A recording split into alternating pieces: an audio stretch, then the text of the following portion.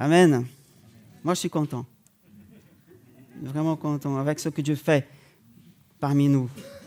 Tout ce qu'il accomplit et encore plus ce qu'il va accomplir. Parce qu'on sert un Dieu de miracles, un Dieu puissant. Alors aujourd'hui, je vais vous parler de ce thème. J'avais beaucoup réfléchi à qu'est-ce que je vais dire le jour de baptême de mes amis. Mais voilà, j'ai pensé, pendant que j'étais en vacances, j'ai pensé un peu. Et ça m'est venu le passage que vous connaissez peut-être de Josué, chapitre 3, versets 1 à 6. Josué 3, de 1 à 6. Allez là où Dieu veut qu'on soit. Ou être là où Dieu veut que vous soyez. C'est le thème ce matin. Josué 3, 1 à 6. Il dit ceci, la parole de Dieu. S'étant levé de bon matin, Josué partit de Sittim avec tous les Israélites. Ils arrivèrent au bord du Jourdain, au Jourdain, et passèrent la nuit là avant de le traverser. Au bout de 3 jours, les officiers parcoururent le camp et donnèrent cet ordre au peuple. Lorsque vous verrez les prêtres, les Lévites, porter l'arche de l'alliance de l'Éternel, votre Dieu, vous partirez de l'endroit où vous êtes et vous la suivrez. Mais il y aura entre vous et elle une distance d'environ 1 kilomètre. N'en approchez pas. Elle vous montrera le chemin que vous devez suivre, car vous n'êtes pas encore passé par ce chemin-là. Josué dit au peuple, consacrez-vous, car demain l'Éternel accomplira des merveilles au milieu de vous. Puis Josué dit aux prêtres, portez l'arche de l'alliance et passez devant le peuple. Ils portèrent l'arche de l'alliance et marchèrent devant le peuple. Amen. Père éternel, nous sommes devant ta parole qui est efficace, qui est puissante, qui nous bénit tant. Alors nous voulons te demander encore, parle-nous Seigneur. Je sais que tu peut-être as déjà parlé en lisant simplement ce passage, mais parle-nous encore Seigneur. Parle-moi, parle à mes frères et sœurs, en ton nom Jésus. Amen. Amen. Je pense comme tout le monde, vous êtes pareil, j'imagine. Vous avez peut-être un rêve ou des rêves. Ou vous avez eu de rêves dans votre vie un jour. Moi, j'ai eu beaucoup de rêves quand j'étais plus petit. Comme je disais hier, mon rêve d'enfant, c'était d'être pilote de chasse. Mais je n'ai pas réalisé ce rêve-là. Bon, il y a eu des raisons pour ça. Alors, je pilote autre chose aujourd'hui. Et puis, je pense que vous avez aussi eu des rêves ou vous avez encore un rêve, le rêve de votre vie. C'est jamais trop tard d'avoir des rêves. Même pour ceux qui sont déjà très avancés en âge, on a toujours des rêves. Mais quel est votre plus grand rêve de votre vie aujourd'hui? Si on vous pose la question, quel est votre plus grand rêve? Est-ce que vous en avez encore? Je ne sais pas. Nous, la semaine dernière, on était en vacances, comme certains savent. On était chez des amis, à Portugal, par exemple. Et puis, on a été impressionnés cette fois, c'était la 2e fois qu'on y va, par la quantité de Brésiliens qui est là-bas. Ceux qui ne savent pas, on est Brésiliens. Et puis, à Portugal, il y avait beaucoup de Brésiliens. C'est comme si Portugal commence à se métamorphoser en Brésil. Carrément. Parce qu'on entend dans la rue les accents brésiliens, que ça. Dans les magasins, tout. Les gens qui vivent, qui travaillent. Ce n'est pas des touristes. Il y a aussi, mais on était impressionnés par la quantité de Brésiliens qui vivent à Portugal. C'est un peu cette idée-là d'avoir un rêve. Les gens partent de chez nous pour aller ailleurs, ou les rêves américains, par exemple, qui vont ailleurs trouver une nouvelle vie ou une meilleure vie.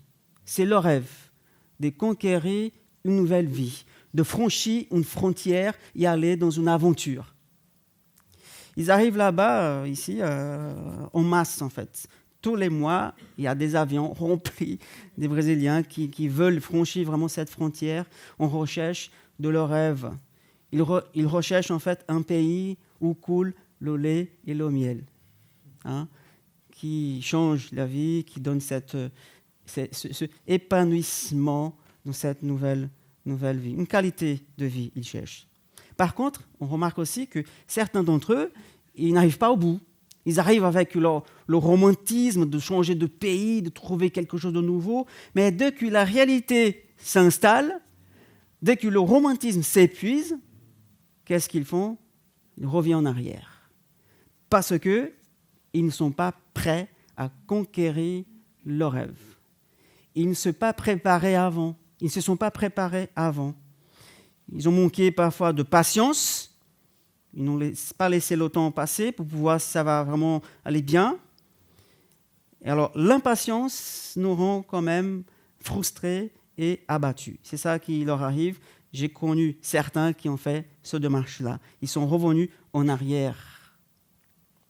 Le passage qu'on a lu, si vous lisez avant, vous connaissez peut-être ce que Dieu avait dit au peuple d'Israël dans le premier chapitre, verset 13. Le rêve, c'était de trouver enfin le repos, ou le pays où coule le lait et le miel. Et pour Israël, c'était le rêve à cette époque-là, trouver du repos, trouver leur endroit où ils allaient appeler notre chez nous. C'est chez nous maintenant. On est avec Dieu ici. Et à partir de ce moment-là, Josué commence il a pris le relais à la place de grand prophète Moïse. Moïse est mort, et c'est Josué maintenant qui prend ce relais-là, la dure tâche de guider, de conduire le peuple de Dieu vers la terre promise, le pays promis, où coule le lait et le miel. Mais Josué, comme tout le monde, il avait peur. Imaginez la situation. Il avait peur, c'est pour ça, il n'était pas si sûr de la situation déjà. C'est pourquoi Dieu lui dit, en Josué 1:9, « Fortifie-toi, mon fils, prends courage. » C'est parce que Josué avait peur. Il n'avait pas cette stabilité, vraiment. C'était après, plus tard. Et là, il entend ces paroles, cet encouragement de Dieu. Maintenant, rempli de courage, de foi, il déclare au peuple, verset 11, chapitre 2, « On part en voyage, mes amis. Prenez vos affaires. Préparez-vous des provisions, car dans 3 jours, vous passerez le Jourdain pour aller conquérir le pays dont l'Éternel, votre Dieu, vous donne la possession. » Vous savez que ces gens-là, ils n'ont pas connu la traversée de la mer Rouge, juste d'entendre parler, parce que c'est une nouvelle génération, sauf Caleb et Josué. Alors il se dit, ok, on y va, alors traverser le Jourdain, comment on va faire, on verra. Et pour moi, ce que je vois ici, mes amis, pour être là où Dieu veut, pour Israël par exemple, pour être dans un endroit où Dieu voulait qu'il soit, les Israélites devraient d'abord obéir aux ordres. Ils ont écouté la parole, ils devaient obéir aux ordres pour pouvoir aller là où Dieu veut qu'ils soient. Ces personnes-là, on a dit tout à l'heure, ils n'étaient pas présentes dans la traversée de la mer Rouge. Mais je pense pas non plus qu'ils attendaient une traversée surnaturelle. On va traverser, parce que quelques jours avant, c'était les espions qui ont passé le Jourdain pour voir la terre. Alors, ils ont pu traverser 2 personnes, 2 personnes, et du coup, là, c'est 2 millions de personnes. Imaginez-vous la situation. Et en plus, c'était l'époque qu'il y avait une crue. Le Jourdain, il débordait, parce qu'il y avait la fonte des neiges du nord qui descendait, et ça remplit encore plus le Jourdain, alors ça donnait plus de difficultés. 2 millions de personnes. Ils sont là devant la frontière du pays promis qui est matérialisée par le Jourdain. Voilà, la frontière est devant nous. L'autre côté, c'est le pays qu'on attend depuis longtemps. On a erré 40 ans dans le désert. Ça fait déjà des années que Dieu avait promis. Et maintenant, il est devant nous, cette frontière. Et quand on lit le récit de l'Exode, on connaît, pendant qu'Israël errait dans le désert, nous voyons un peuple toujours impatient. Il manquait ceci, il manquait ça. Il voulait revenir en arrière. Et Dieu, il a tenu sa promesse. Mais Israël était toujours impatient. Ce n'est pas comme nous. On est impatient. Moi, je suis impatient. Même si j'ai l'air patient, mais je suis impatient de certaines choses. Mais Israël, à cette époque, était impatient. Il arrive, il reste 3 jours au bord du Jourdain encore. 3 jours, Seigneur. On est déjà là, face au pays, mais il faut qu'on reste ici 3 jours. Ok, on patiente. Ils doivent patienter. Et pour mettre la pression, voilà, le Jourdain il débordait. Ça rend encore plus difficile. Mais aujourd'hui, le Jourdain, il est plus étroit. Ceux qui connaissent, je ne connais pas, il est plus étroit qu'à l'époque. À l'époque, les gens disaient qu'ils mesuraient au moins 800 mètres de l'âge. Aujourd'hui, les plus étroits. Mais à l'époque, c'était beaucoup plus large. Il faut se mettre dans le contexte pour savoir la difficulté de traverser ce fleuve-là. Mais ils arrivent parce que, d'abord, ils ont obéi les autres. Et maintenant, par la foi, ils sont sur la route, ils sont au bord de la frontière. C'était par la foi. Il n'y avait pas d'indice qu'on pouvait traverser comme ça. Il y a un pont, il y a des bateaux, il y a un ferry. Il n'y a rien de ça à l'époque. C'était par la foi qu'ils sont devant la frontière. Ils doivent encore patienter 3 jours. Cela nous apprend, mes amis, que l'obéissance et la patience précèdent le miracle. L'obéissance et la patience précèdent le miracle. C'est pour ça qu'il y a des gens qui, quand ils quittent leur pays, ils viennent ici en France ou ailleurs, ils ne sont pas patients et après ils reviennent parce qu'ils n'étaient pas prêts. Et du coup, si on veut voir des miracles dans notre vie, soyons d'abord obéissants et soyons aussi patients. Si Dieu vous a promis quelque chose, il va le faire. Obéir la parole, obéir les directives et être patient. C'est ça, la clé. Pour un jour, jouir, profiter de ce que Dieu avait promis ou préparé. Attendez, je ne vous dis pas qu'il va tout faire pour vous.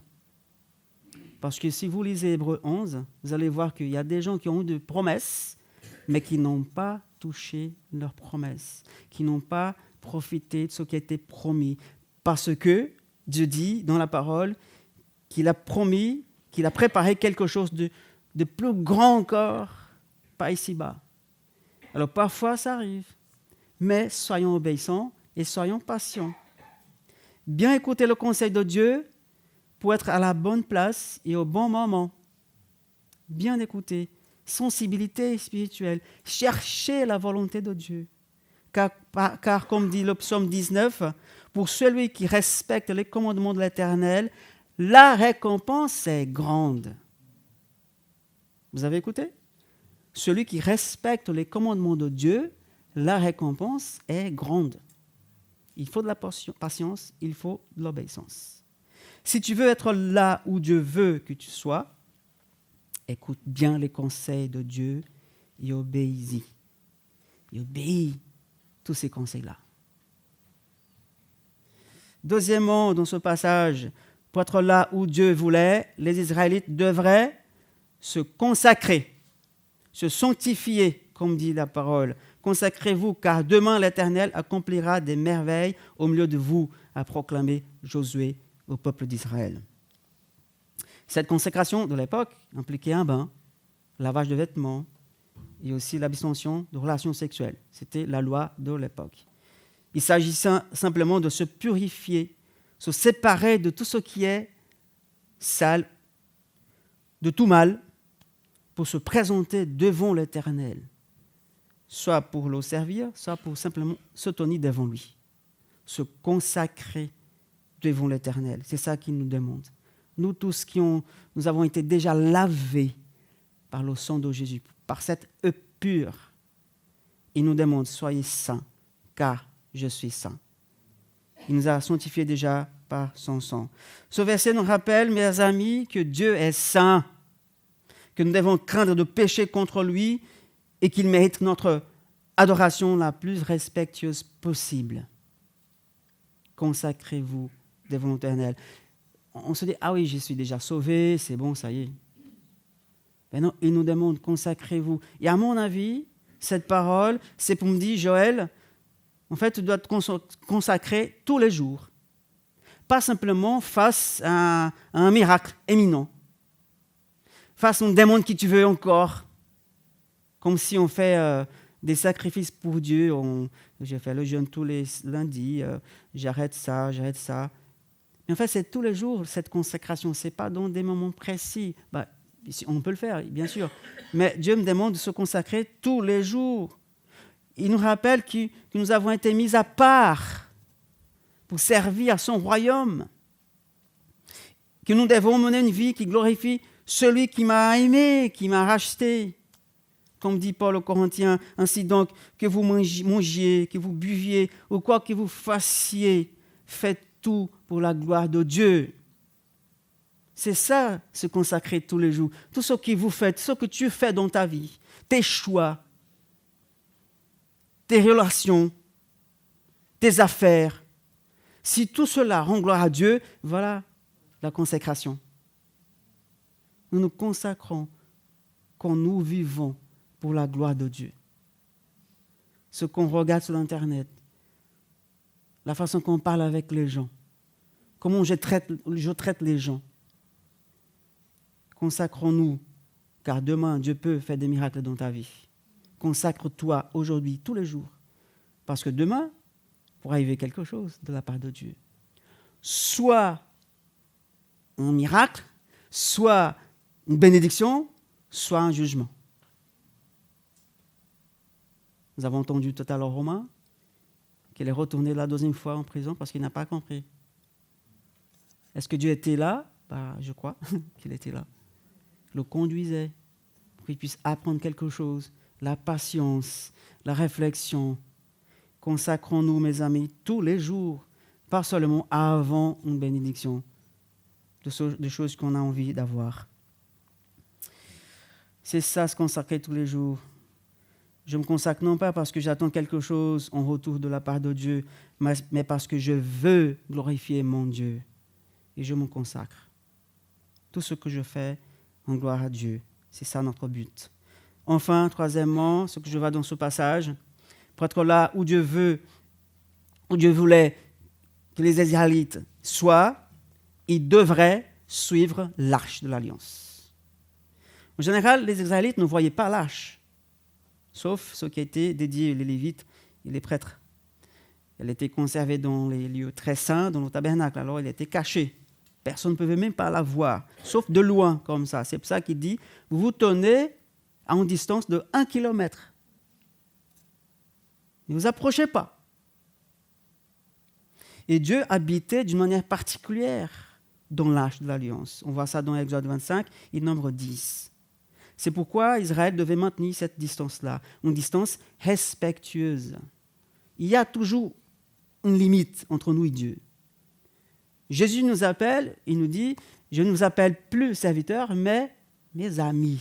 Ok, on est amis de Dieu, amis de Jésus, on peut même dire on est copains, mais bon, il est saint. Il y a toujours cette distance respectueuse, même si on peut s'approcher aujourd'hui librement, comme dit l'Hébreu, parce qu'il nous a lavés. Mais il y a cette distance qu'ils doivent maintenir. L'objet sacré à cette époque devait aller de l'avant, à la vue de tous, mais à distance. Et c'était Dieu lui-même, en fait. Ce n'était pas l'objet en bois couvert d'or qui faisait ça, mais c'était Dieu, parce qu'il habitait d'une manière miraculeuse dans l'arche. Et Dieu lui-même guiderait le peuple pour lui montrer où traverser, parce qu'eux, ils ne savaient pas. Même si certains d'entre eux, ils avaient peut-être l'expérience de traverser un fleuve. Mais ils ne savaient pas, c'est bien ça que dit la parole, parce que vous n'êtes jamais passé par là. Autrement dit, vous ne connaissez pas le chemin. Suivez l'arche, suivez Dieu, suivez la présence de Dieu. Alors, ce que j'apprends ici, c'est que dans toutes mes démarches, je dois procéder simplement de cette manière, selon les directives de la parole de Dieu, en suivant la directive donnée par le Saint-Esprit, alors là, j'aurai la paix, parce qu'il m'a guidé au bon chemin. C'est en suivant l'arche que les Israélites pouvaient trouver le bon emplacement pour traverser au bon moment. Mais on n'a plus l'arche de l'Alliance aujourd'hui. Certains disent qu'elle est cachée quelque part, mais elle n'est pas là pour pouvoir nous guider. Qu'est-ce qu'on a aujourd'hui? En fait, l'arche de l'Alliance est l'image de Jésus. Qu'est-ce qu'il y avait à l'intérieur de l'arche de l'Alliance? Vous savez?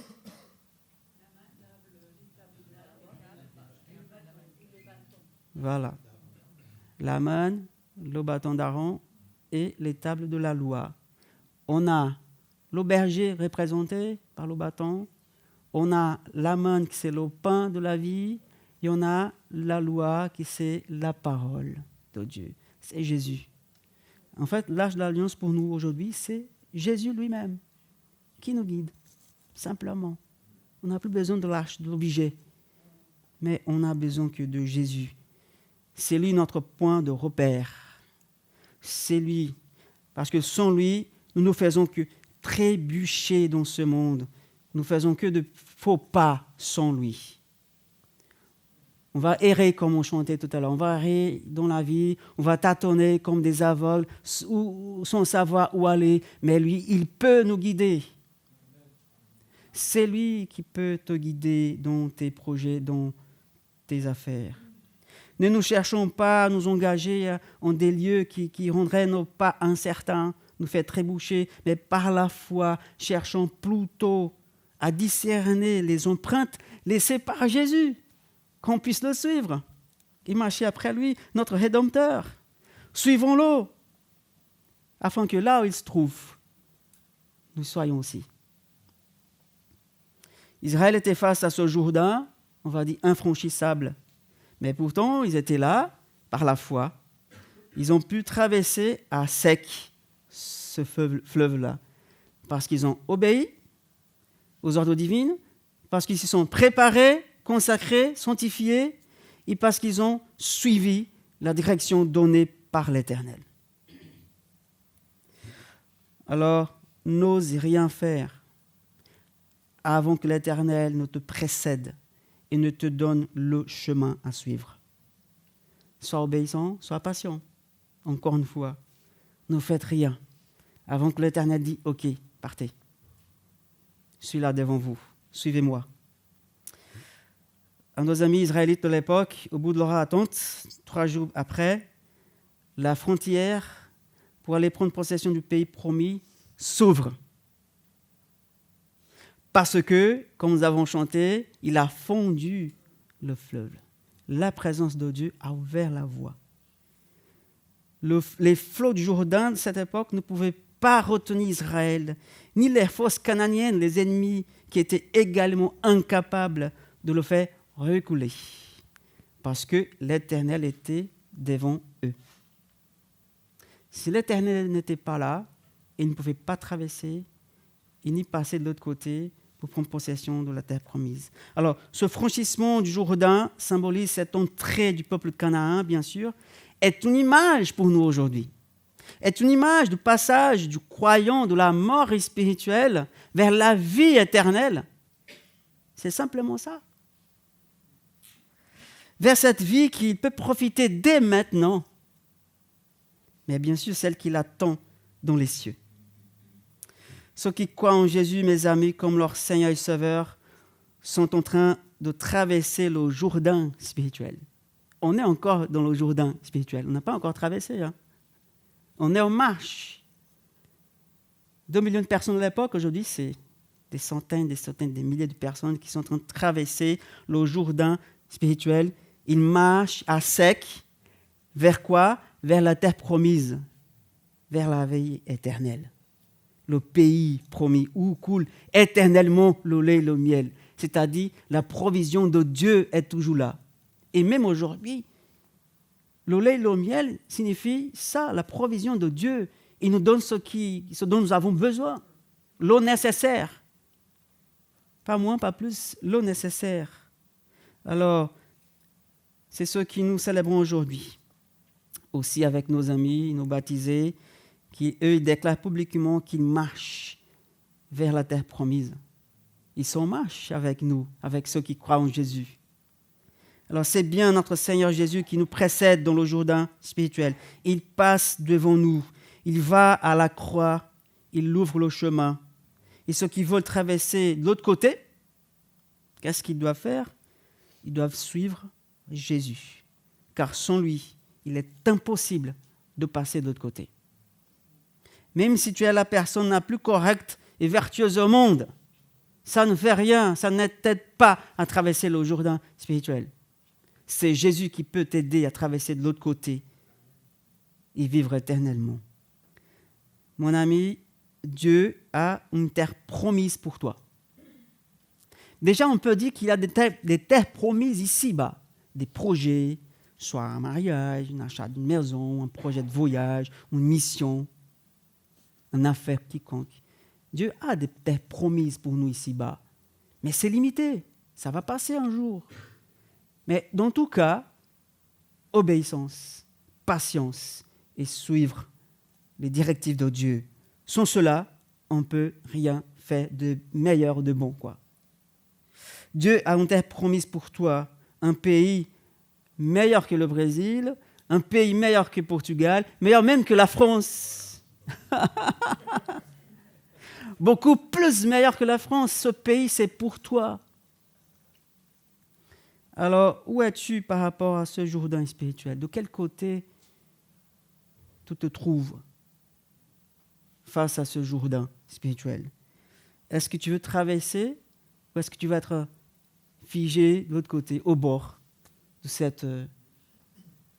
ce fleuve-là, le Jourdain spirituel? Je te pose cette question aujourd'hui parce que c'est vraiment important. C'est ta vie qui est en jeu. De quel côté voulez-vous être? Au bord ou à l'intérieur du Jourdain qui a été mis à sec? Ça signifie, est-ce que vous acceptez Jésus comme votre Seigneur et Sauveur? Simplement. Acceptes-tu Jésus dans ta vie? Ceux qui n'ont pas encore fait cette démarche.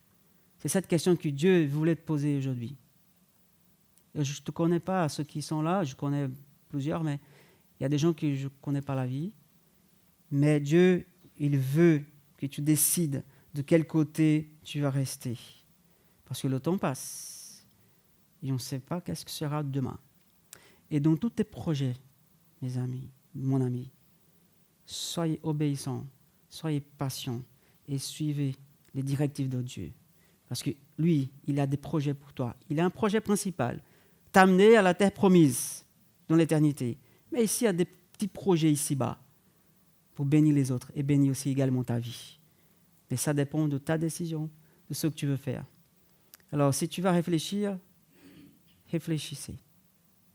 Réfléchis et donne une réponse à Dieu et après aux autres, publiquement, comme nos amis ont fait aujourd'hui. Ils ont déclaré publiquement leur choix de suivre celui qui les a aimés, il les a rachetés.